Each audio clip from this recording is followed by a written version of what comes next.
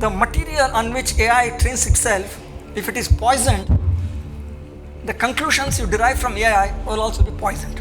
American films, Bollywood, you name it, okay? Everybody has been in this game, okay? So technology is not an issue, it's the intent with which you use technology that is causing the problem, okay? Technology, whatever form, whether it is books, whether it's whatever it has been used to denigrate Indic systems. The important thing is that we need a very robust Indic presence in the social media space. And without that, we will not be able to protect our way of life. And especially because there is endless demonization that goes on.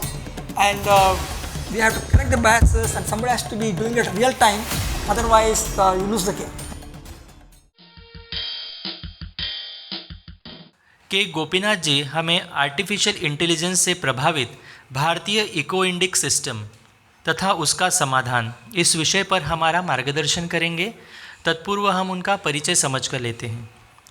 Bengaluru Karnataka के professor Gopinath ji, आप प्रतिष्ठित Indian institute of science के निवृत्त professor हैं। अभी आप हरियाणा सोनीपत के ऋषिहुड विश्वविद्यालय के ज्येष्ठ प्राध्यापक के रूप में भी काम करते हैं। आपने कंप्यूटर सिस्टम्स में अर्थात operating systems, storage systems, system security and system verifications में विशेष संशोधन किया है। आप the computation me computational thinking in the Indic traditions पुस्तक के लेखक हैं तथा resource proportional software design for emerging systems के आप सह लेखक हैं। मैं प्रोफेसर गोपीनाथ जी से अनुरोध करता हूँ कि वे हमारा मार्गदर्शन करें।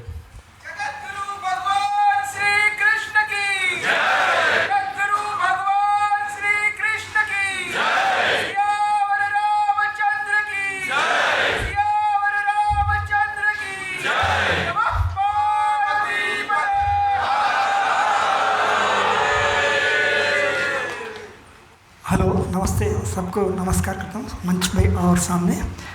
मगर मेरा हिंदी उतना ठीक नहीं है, इसलिए मैं आंग्ल भाषा में बात करूँगा, उसके माफ़ करना है। Okay, can we get started with the hello.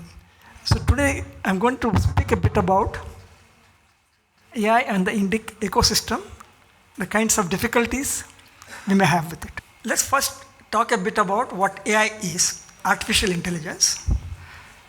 I think first thing one we need to understand about AI, there are two types of things that we do with when we have a lot of data. One is called correlation, another is called prediction. What is correlation? Ability to see the connection between things, but we don't say what causes what. One is correlation, that means it tells you that there is something connected with these two things. Prediction means, given this, can I tell what happens here? So that is causal. From this I am able to say this happens. So statistics was usually in the area of what is called correlation. What AI is doing is mostly about prediction. And this prediction is not something new, it has been going on for a long time. To take our own Indian history, in Indian astronomy, many people in this country have been predicting eclipses. When does an eclipse happen? Grahan. Okay, when does it happen?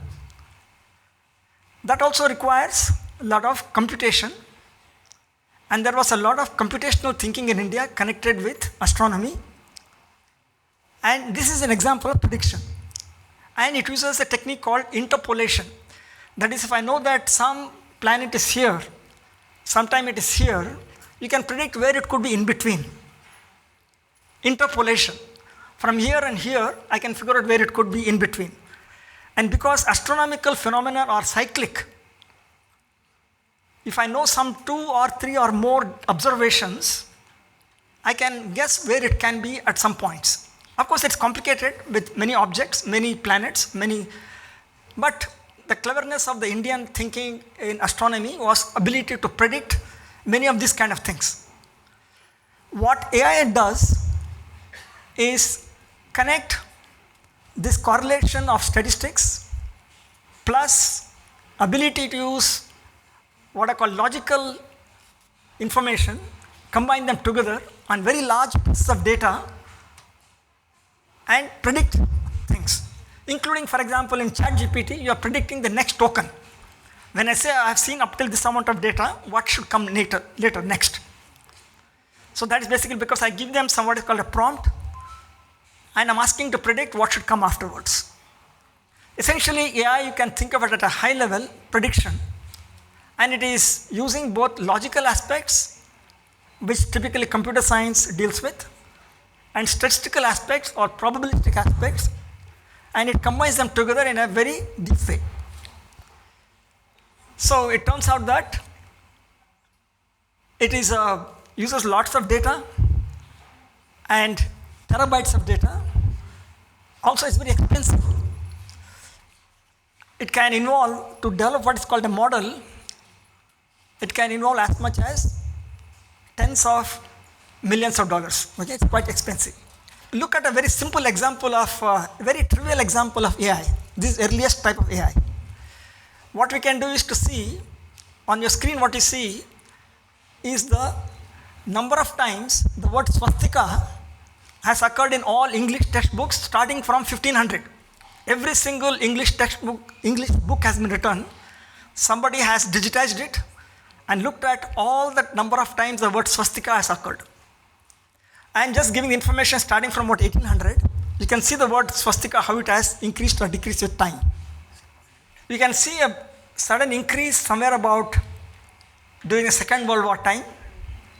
But you can see it as once the Second World War has happened, it's gone and over. Still the word swastika is keeping up going up, whereas the word Nazi, for example, has come down drastically. And unfortunately, the word swastika is actually used as a proxy for Nazism. And this is an example of how data can get poisoned.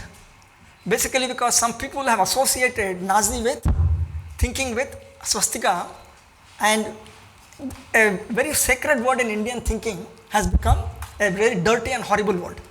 If you look at the German documents, you'll see a different story. I don't have time to go through it, but you can see it's just different thing. Because the Germans, they used a different word, which is basically based on the cross. And that you can see peaks around also the Second World War. Okay? Next please. Again, you can look at the words like caste, you can look at the words like yoga, etc. You can, very simple, extremely rudimentary kind of artificial intelligence techniques can be used to derive this kind of very simple, outlines of what is going on. Next please.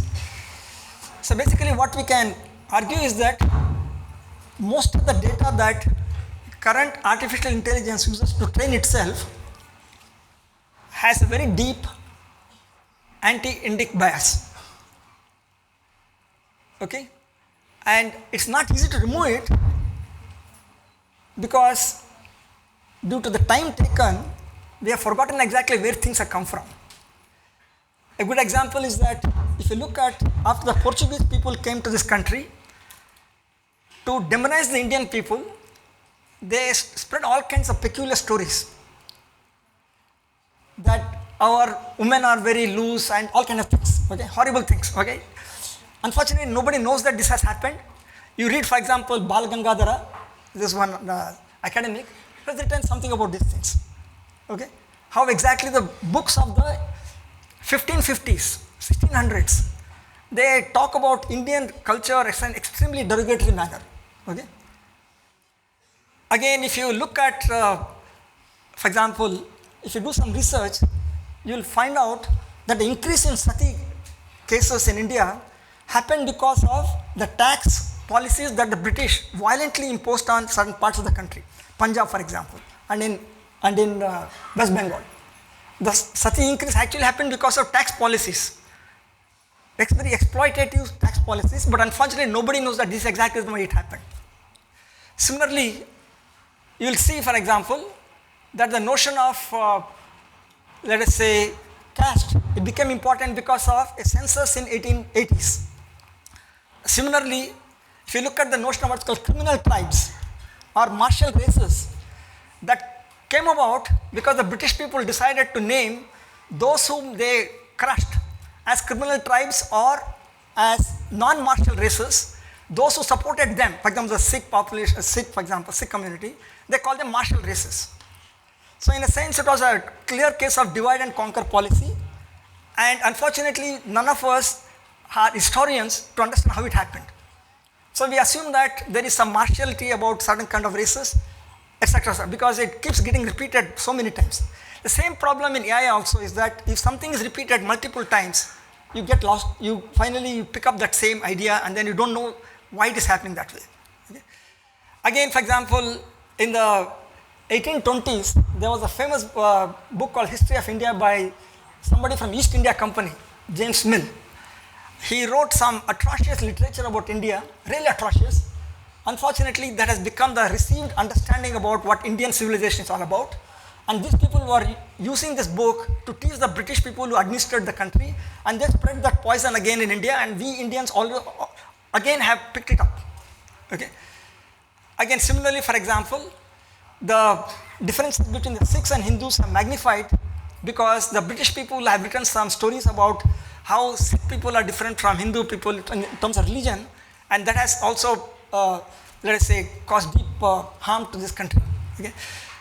I already mentioned about swastik. What I'm trying to say is that the material on which AI trains itself, if it is poisoned, the conclusions you derive from AI will also be poisoned. That is the biggest, most important thing to keep track of. Again, I should mention that technology of every kind has been used to denigrate Indian people. For example, you look at Al-Biruni, for example, in 1000 AD, he wrote some highly negative things about India. If you look at, for example, 1550s to 1700, the Portuguese were here, they wrote a lot of highly negative things about India. And when the British traders came, they also indulged in this on a massive scale. Okay? American films, Bollywood, you name it. Okay? Everybody has been in this game. Okay? So technology is not an issue, it is an intent with which you use technology that is causing the problem. Okay? Technology, whatever form, whether it is books, whether it's whatever it has been used to denigrate Indic systems. So basically, let me just quickly go through a simple idea about how this AI thing works. Extremely rudimentary idea, but I think hopefully it gives you some insight. When you want to work on anything, you have to represent the data. What is the data here? It could be text, it could be numbers. Let's take the case of text. So basically, you have a concept, and the various, for example, it could be justice, it could be truth, it could be, strength, etc. So basically, it's a concept, and you use various, let's say, properties to describe it. Let's say there is a person who is strong, but somewhat careless, but also is rich. How do you represent this? Let us say that I have a way of saying if somebody is strong, it's 1, weak person is 0. Similarly, careful person is 1, careless person is 0. And a rich person is 1, and a not rich person is 0. So in a sense, we can represent a person with 1, 0, 1. 1 standing for the fact that he is strong, 0 to represent the fact that he is careless, and 1 to represent the fact that he is wealthy. So in a sense, what I have done is I have taken the person and represented as 101. So in a sense, it's a proxy. A person is there, I have a representation in terms of zeros and ones. For simplicity, I made it 1 and 0 and 1. You can have a fractional numbers also. For example, it can be 0.27, comma, 0.33, comma, 0.77. Okay? So in a sense, what's happening is that whenever you see a lot of text, each of the concepts, each of the words itself can be represented as a word vector. And it turns out, this word vector right now we give only 3 here, only there are 3 pieces of information, whether it is strong, carefulness or wealthiness. But in ChatGPT, it is going to be 52,000 of those things. That means you as a person will have 52,000 properties, each one of them fractional. Okay? For example, the fact that I am a faculty member at Indian Eco-Indic System sometime in the past, I am right now speaking in front of you here, whatever it is, all kind of properties of that kind. There are 52,000 of those things. And what happens is that you come up with these word vectors by ingesting a lot of data, you pick up a lot of data and make sure that somehow if I see a dog and some other thing related to dogs, they are somewhat close together. Okay? So what you do is you take the data and somehow keep on working with interpolating so that those concepts which are close by, they have similar word vectors, and those which are antagonistic or they are very far away or they don't no connection, they will be far apart. Okay? So the basic idea is you get the data, find the word vectors corresponding to them, those things that are close by in conceptually, they will be nearer. Those things which are no connection or they are somewhat different, they will be far apart. So in a sense you make differences between various concepts. Next please. And a good example you can see is here where somebody looked at US newspapers and then they came up with this, they ran this word vector algorithm, they ran this processing, and you will see that certain kinds of things it tells you. For example, if you have a country, for example China, it turns out any time there is a story about China, sometimes the word Beijing also occurs. That means somehow there is a connection between China and Beijing. So they will be somewhat similar in the word specters, they are sort of close by.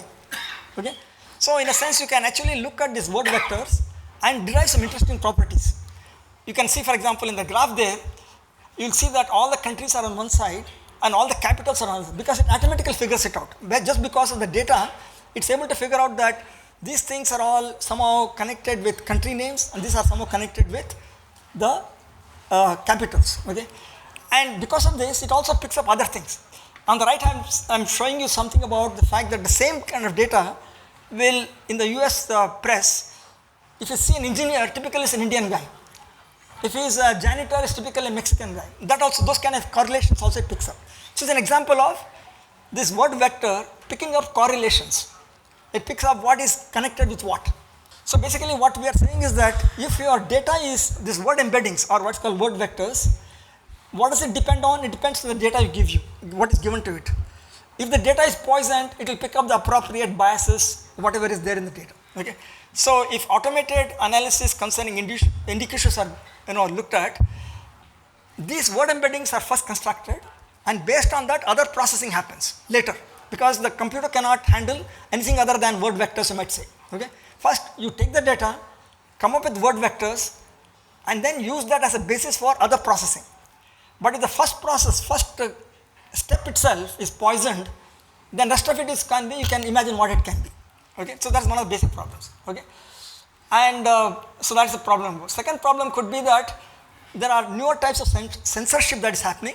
For example, various people in Wikipedia, the editors of Wikipedia have decided that Swarajya is a bad magazine. So they will not allow anybody to quote Swarajya. So you will find that Swarajya is essentially invisible. Okay? It's not there in any Wikipedia except in a highly negative, let us say, article about it. It cannot be referred to by any other person. They will write about Swarajya in the most negative possible way. Nobody can refer to it except that particular article. Okay? In a sense, it is the most awful thing you can imagine. Okay? And yeah, so basically what I'm suggesting here is that because of the poison data, there is it's very difficult for you to present truth in a reasonable way, okay, because of this kind, if you use automated AI analysis. So there is one way to see if you can remove the bias, but removing the bias itself is, let's say, societally decided. For example, if it is of importance to the left community, it will remove the bias in the left, what they think is bias from their point of view. For them, it doesn't matter somebody else who is outside their system of thinking. For example, in the US and other countries, Islamophobia is considered to be an important issue, not Hinduphobia. So they will debias it with respect to Islamophobia, but not with respect to Hinduphobia. So unless somebody goes and hits them repeatedly about Hinduphobia, they will not even think about it. It doesn't occur to them. So this debiasing itself is also not a, let's say, it doesn't work in practice also. And what is also happening is that currently the data collection techniques are also becoming highly sophisticated. I think you must have heard about Cambridge Analytica and the DMK people. I remember during the COVID times, they circulated lots of pamphlets with a lot of details about information about demographic information. They were using it to figure out how to, let us say, for voting purposes, etc. Basically, the idea is that you fool the public into parting with their demographic information so that they can, by giving them some lollipops, it could be that, I'll give you 10 rupees or I'll give you 1 lakh if you vote for me, etc., whatever. Get the demographic information and use it for a voting analysis. Okay? So that also is going on in a systematic manner. Again, in Kumbh also there is a lot of data collection that's going on just to track how the Indian population can handle epidemics and all kinds of things of that kind. There is also compromised Indian data. There is also, for example, voter election study centers. For example, if you go to Ashoka University, there is some Trivedi Center for Election Analysis, something like that is there. University of Michigan has got lots of data about this. Basically, what's happening is that people are collecting information about India in large quantities, and they are used, we don't know exactly for what purposes, and that's something we need to be concerned about. Again, you'll see there is certain bias here also. Everybody talks about having to do cash census, etc. But the critical information about who has profited from these reservations, that information is nobody has, because nobody will give you also that. Okay, so in a sense, it's highly whatever analysis that happens is steered towards what you like to, what the system thinks is right for it to analyze. Okay. Similarly, for example, the COVID data was systematically suppressed. Okay, it was staring in the face of everybody, but they made sure that social media would not be able to report it at all. Okay, so essentially, there's a lot of management of data that is happening. Again, this is an important thing. What we're talking about this aspect, and I'll just give you one example of a recent view on why this is happening the way it's happening. Till about 2006, I'm told that traditional media was reasonably strong. About 2004, Facebook, YouTube, iPhone, all those things, Android, all this started happening, social media becoming that much, but nobody took it seriously, except about till about 2014, I'm told, okay, just one analysis, the US deep state felt that it was useful to use internet for engineering coups, okay. For example, in Egypt, Tunisia, Libya, there's something called Green Revolution, not Green Revolution, what is it called? I've forgotten whatever revolutions was there, okay. And basically the idea was internet was equal to freedom, but it turned out that post 2014 approximately, they figured out that they are not able to use internet for engineering coups as successfully they were able to do in the past.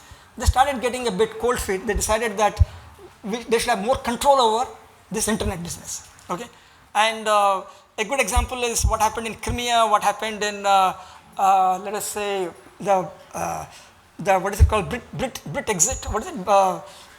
Brit exit. Okay, they could not control it. The Trump election, they also couldn't control it. Now they decided that the tech people should come into the picture and they will actually control even more systematically. They did it successfully in the case of COVID. In the case of COVID, they did successfully. I think in Ukraine also they tried to manage it a bit, but I think it became too difficult. Okay, so essentially what is happening is that the US deep state, it's believed that it wants to channelize internet in a particular direction. Again, it's all about data manipulation. Okay. So, I think basically the real problem is that these techniques that have been developed in the last between 2016 and 2020s, now they are going to be applied to countries like India also, which I think is basically the big issue. But luckily for us, there are positives. I just want to mention Gita Press in India being a great example of a low-cost data disseminator in some sense, but there are not too many examples, unfortunately. So, what are the basic issues right now? I just conclude in a few minutes that AI is a big player right now because of the way they can manipulate data, and issue is now that AI is very expensive. Because AI is very expensive, then only a few countries which have got a lot of monetary power can really do a systematic way of utilizing AI. In this case right now it is US and China, and even to get what are called GPUs, the hardware required to do AI is very limited in supply. You have to order something now, you'll get it about 2 years from now. It's going to be that long, okay? It's not going to be that easy, okay? And our bigger problem is also that as a population worldwide, we are only 1/6 of the world population. And 2/3 of the population is Abrahamic, and they will produce their material that is suitable for them. And plus you have to add 1/6 of China also. So we are actually caught in a very big space where we don't know how to project ourselves in the right way. Other issue basically I see is the youth is increasingly not connected with Indian roots, and this is a very big issue because, for example, the recent elections, I'm pretty sure that most of the young people who came onto became electorally, who could vote for elections this time, they're most likely eligible voters, youth, most likely they voted for Congress, most likely, okay, basically because the Instagram and all those things I'm told is heavily occupied by the Congress ecosystem. So, our youth is actually so diverse from our Indic roots that they are going to be going to cause a lot of difficulties for going forward. The other issue is that AI comes as a big mysterious thing. It is not clear that it's actually connected with some deeper things that Indian people actually thought about, what I call Drupganikatya. Okay, that's a book which I've written about this, connected with this part of it. Basically, the fact that the observations Druk and Ganita, which is basically the computation, they have to be IKEA. Basically, they have to be together. Okay, and this is what has been followed in the Indian astronomical thinking. So basically, if you look at what I mentioned about word vectors, it's all about this Druk Ganikaitya, the basically ability to recompute things in such a way so that finally the word vectors are consistent.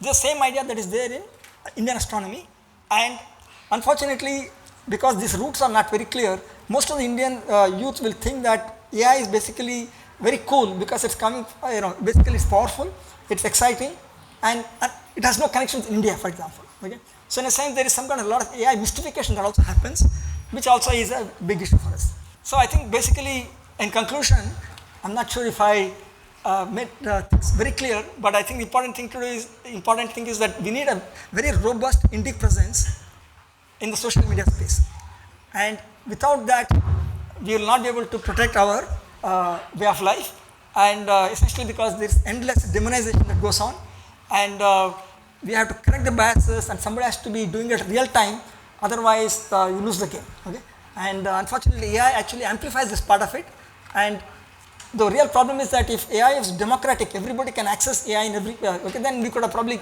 corrected it. But only if US and China has this ability to have this huge computation power, then we will be left staring at those people doing it, and we will not be able to do anything ourselves. Okay? So that's basically the imbalance that AI is producing. And so basically, if you're curious about this, I have written an article in Manishi. It's called Fairness in Digital World and Its Impact on the Indic Universe, or what's the name. You can see it if you go to the Manishi website, you will see in the Science and Technology section, there's an article. I request you to look at it. It goes in greater detail about all these things. Okay? And if you're interested in the book which I mentioned, it's called The Computation Mean, Computation Thinking in the Indic Tradition. It talks about how this idea, which I talked about AI, right, which is somehow connected with this particular idea about Druk Ganikaitya. Okay? So with this, I'd like to conclude. Thank you.